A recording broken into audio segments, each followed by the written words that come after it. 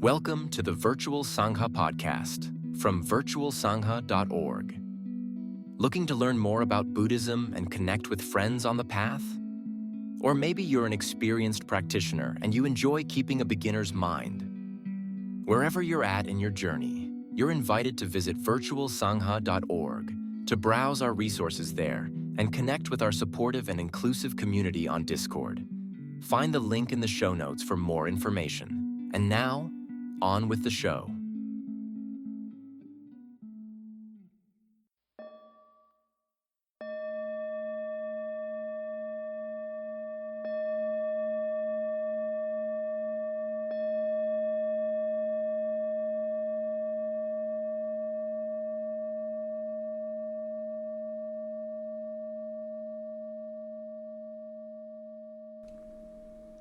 I take refuge in the Buddha, the one who shows me the way in this life. Buddham saranam gacchami. I take refuge in the Dharma, the way of understanding and of love. Dhammam saranam gacchami. I take refuge in the Sangha, the community that lives in harmony and awareness. Sangham saranam gacchami. Homage to the Blessed One, the Exalted One, the fully enlightened Lord Buddha.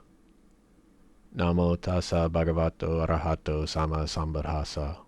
Namo tassa bhagavato arahato sama sambuddhassa. Namo tassa bhagavato arahato sama sambuddhassa.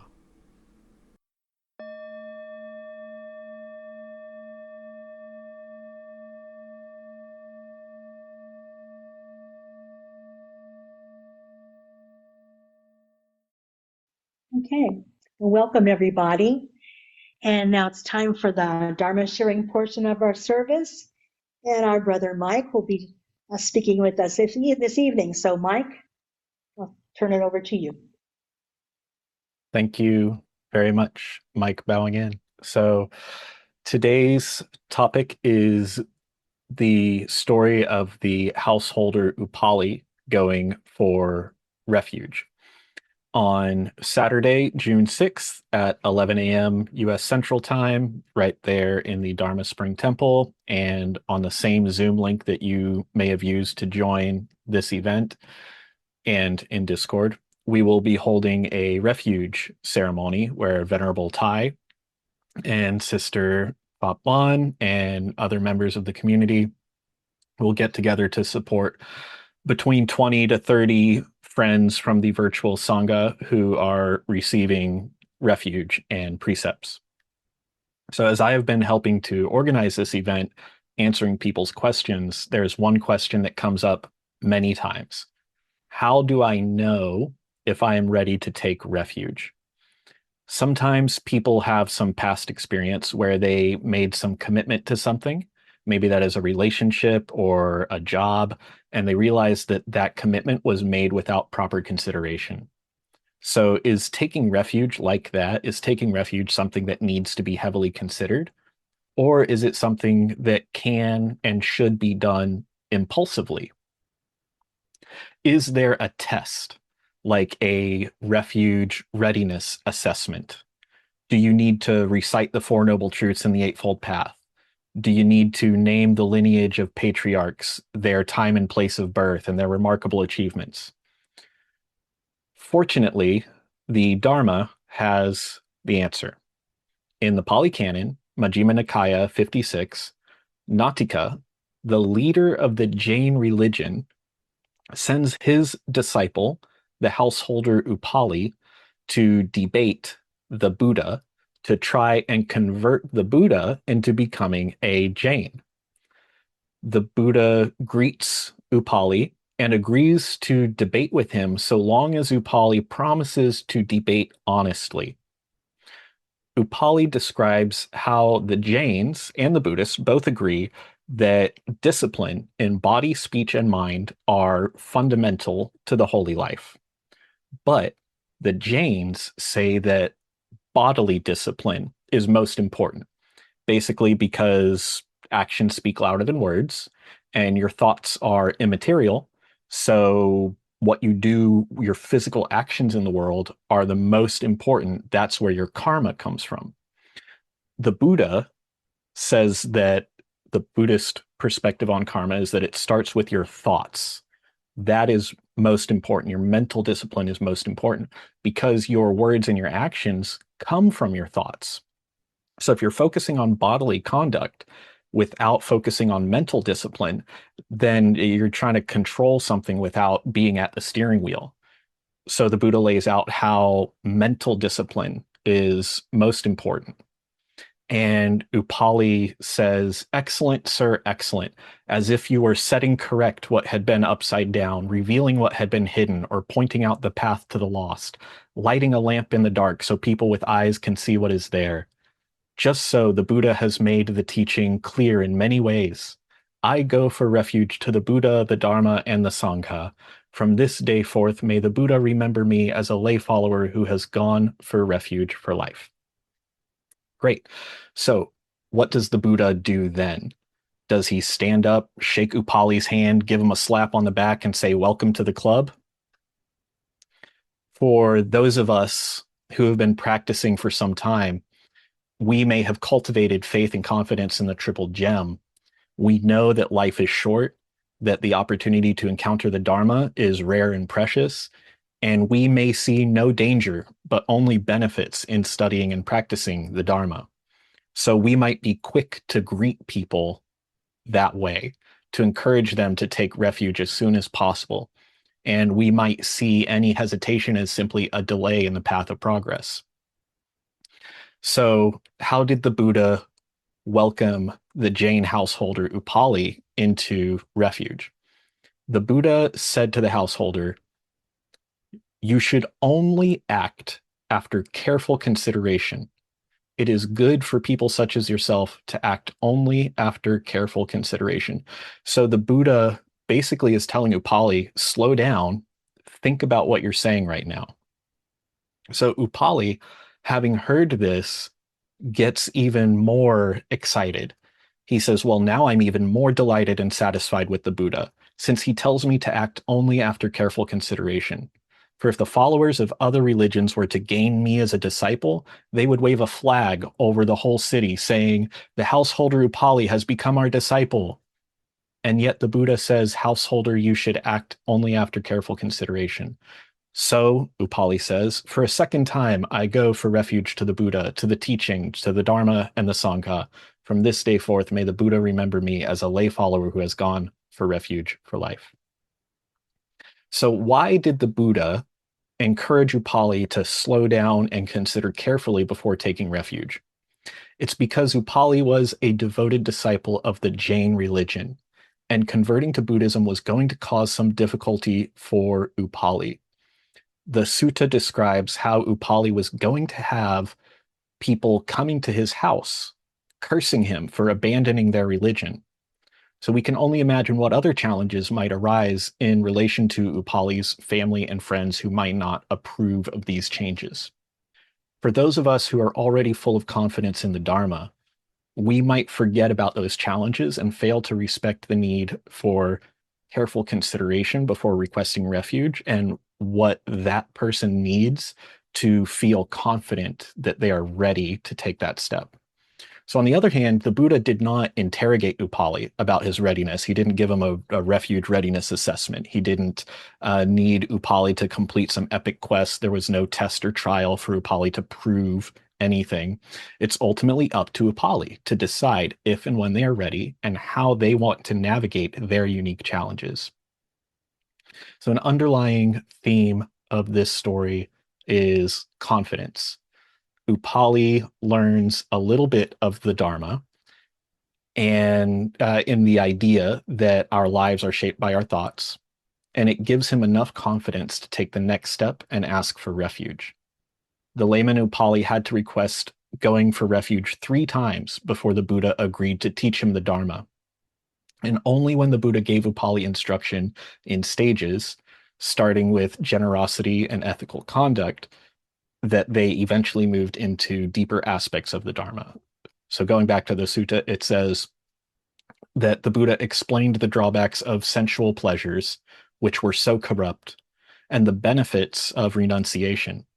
And when he knew that Upali's mind was ready, Rid of hindrances, elated, and confident, he explained the special teaching of the Four Noble Truths. Just as a clean cloth that was rid of stains, so Upali's mind being rid of doubts, is properly able to absorb beautiful, colorful dye, in that very same stainlessness, that immaculate vision of the Dharma arose in Upali. He knew everything that is liable to arise is liable to cease. Then Upali saw, attained, understood, and fathomed the Dharma. He went beyond doubt, got rid of indecision, and became self-assured and independent of others regarding the teacher's instructions. So again, notice how confidence was a key part in Upali taking the next step of understanding the deeper truths of the Four Noble Truths and the Eightfold Path. So while it is true that Buddhism encourages people to see for themselves, to not have blind faith, it would be a mistake to think that our non-reliance on blind faith means that we do not put any value on faith at all. In fact, faithful confidence is a vital condition that supports our practice every step of the way, including that very first step. The difference between our faithful confidence and that sort of blind faith is that ours develops step by step. You start with something that you are able to see and understand, like the fact that our thoughts shape our lives. Once you understand that and feel confident in the usefulness of that insight, your confidence grows a little bit more. And when the conditions are right, then you can approach the next insight. Speaking for myself and my own experience, in my study and practice, my path can be described as a walking left foot, right foot, left foot, right foot of insight and confidence. And I'm not claiming to have any special insight into, penetrating the nature of the cosmos or anything like that, but simply having insight into what were the causes and conditions that previously made my life a mess, and having insight into what changes were possible through the application of the Dharma. A little insight leads to a little confidence. A little confidence leads to greater peace and serenity. And in that peaceful serenity, supported by confidence, you gain a little more insight, and so on. So I'll close with one more short sutra. This is Anguttara Nikaya 5.202. The Buddha says, monks, there are these 5 benefits of listening to the Dharma. What 5? 1, you learn new things. 2, you clarify what you had previously learned. 3, you overcome doubt. 4, you gain insight. And 5, inspire confidence in your mind. These are the benefits of listening to the Dharma. So for those of you who are interested in taking refuge, or if you've already taken refuge and you want to deepen into your practice, remember that everything happens when the conditions are right. And one vital condition for readiness to take your next step is confidence. So keep listening to the Dharma. And even if it's only baby steps, take those precious baby steps confidently. And only you yourself will know when the conditions are right, when you have the confidence that you need to overcome your doubts and continue on your path. Thank you. Mike bowing out. Thank you, Mike. What a rich, wonderful talk. Thank you very much. Kyle bowing in. Yeah, thank you, Mike. I'm interested, Mike or Faplon, are you gonna send out a link? I would really like to see that refuge ceremony. Yes. Perfect. Yeah, That's the it, link Kyle will be the bowing out. same. Mike bowing in. The link will be the same link that we use on Wednesday evening. So the same link that was used to join this. Okay. Well, Faplam bowing in on that. This will be the second time that we've had the privilege of welcoming people from the virtual Sangha to be students of the Buddha. And the first time I don't remember how many people there actually were in the teens, right? 12, 13, something like that. But It it was was 10, yeah. 10, well, 12, 11, 10. And it was just a wonderful thing. It was my first time ever doing the ceremony online. And it was really, really special. So I hope that, I'd love to have you, if anybody would like to come in online and be a part of that, please do, because I think you'll find it quite moving. Happily, I'm bowing out. Mike bowing in again. The question of whether someone is ready to take refuge is something that does come up a lot, but we also, I have a few people in mind that I am basically writing this Dharma talk as a letter to them.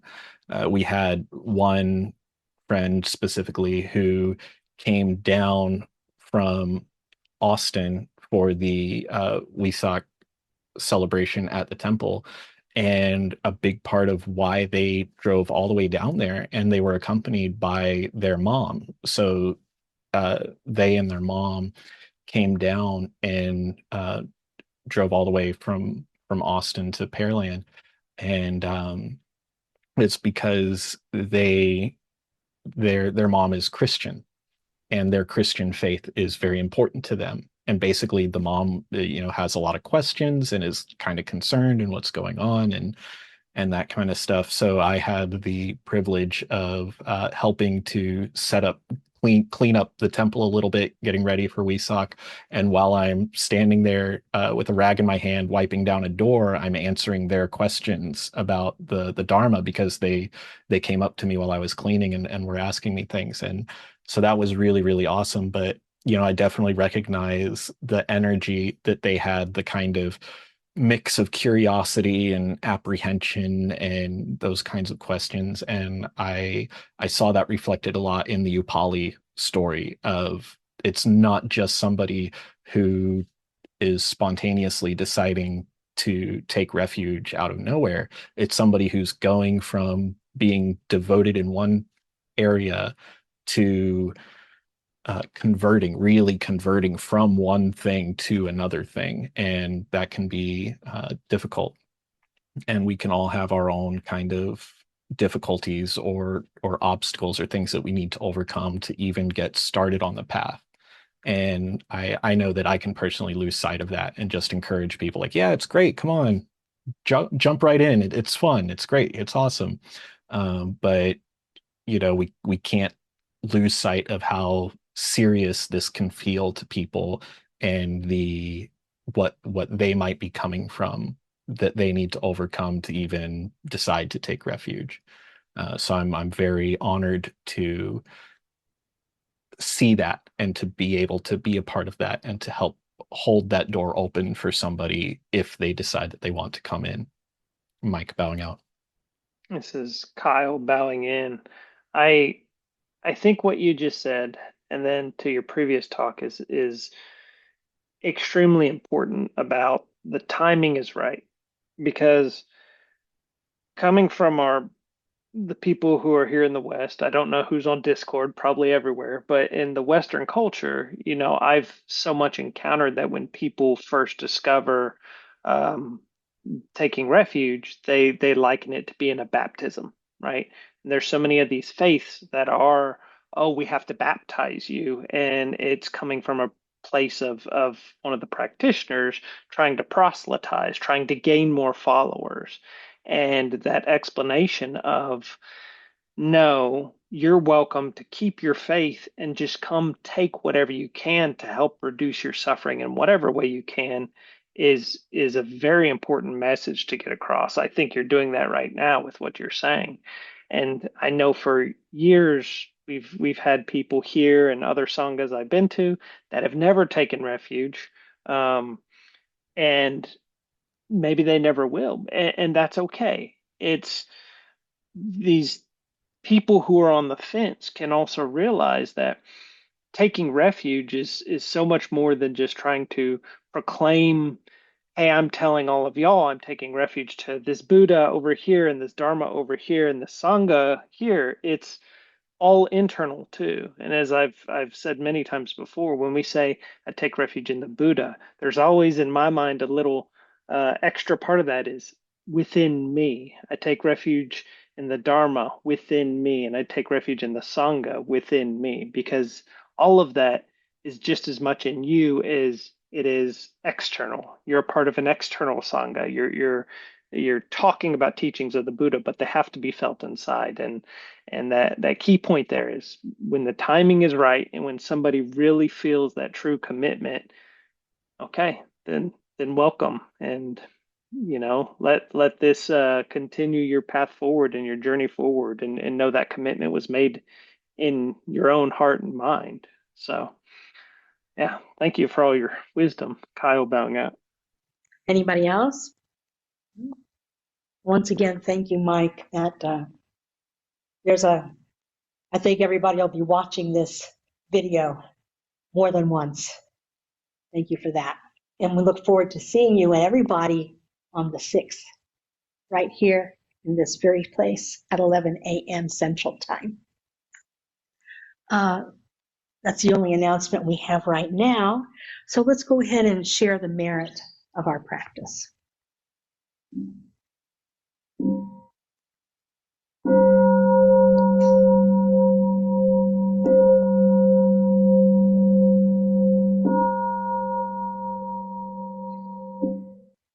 Sharing the merit. Reciting the sutras, practicing the way of awareness leads to benefits without limit. We vow to share the fruits with all beings. We vow to offer tribute to parents, teachers, friends, and numerous beings who give guidance and support along the path.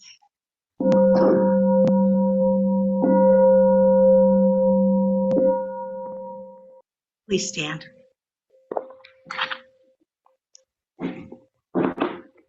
Bow to the Buddha. Bow to the Sangha. Good night, everybody.